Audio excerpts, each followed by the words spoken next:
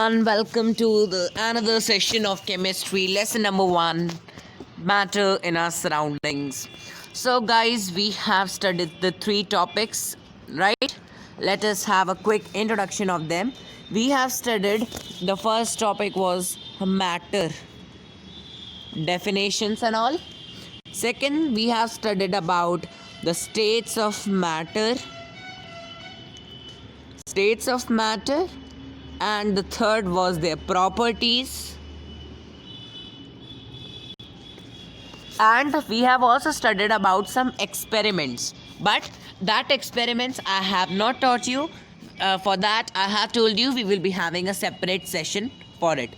Today we are going to start a new topic, that is change of state.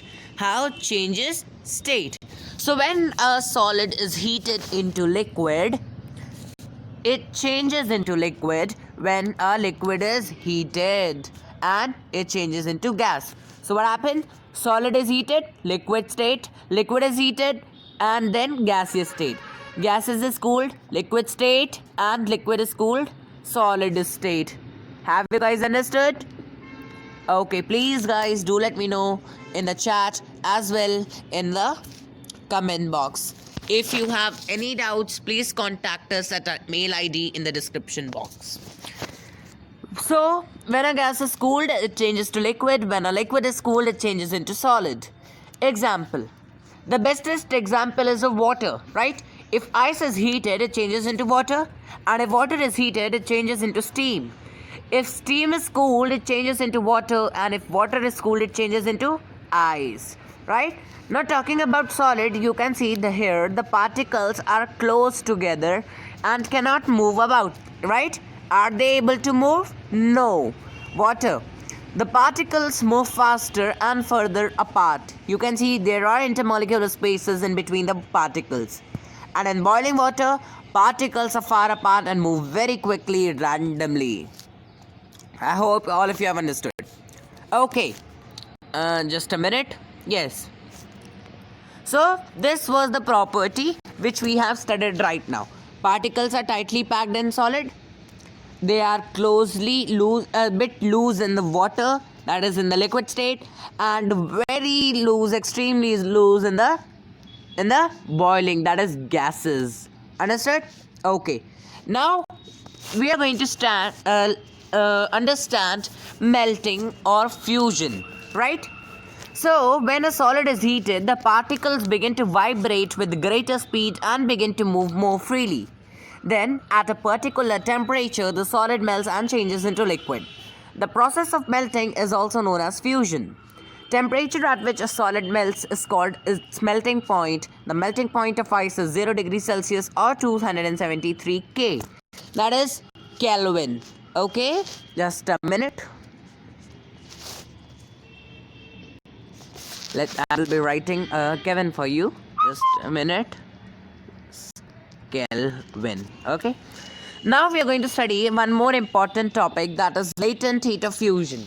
So the amount of heat energy required to change 1 kg of a solid into liquid at atmospheric pressure at its melting point is called latent heat of fusion. If you have any doubts, please do let me know. Then what is boiling? So, when a liquid is heated, its particles begin to move even faster than at a particular temperature. The liquid begins to boil and changes into gas vapor. Boiling is a bulk phenomenon. When a liquid boils, the bulk of liquid changes into vapor. The temperature at which a liquid starts boiling is called its boiling point. The boiling point of water is 100 degrees Celsius or 273 K, that is 273 plus 100. This conversion of Kelvin into degrees Celsius and degrees Celsius to Kelvin, we will be studying it further.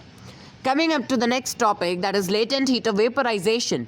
So the amount of heat energy required to change 1 kg of a solid into a gas at atmospheric pressure at its boiling point is called latent heat of vaporization.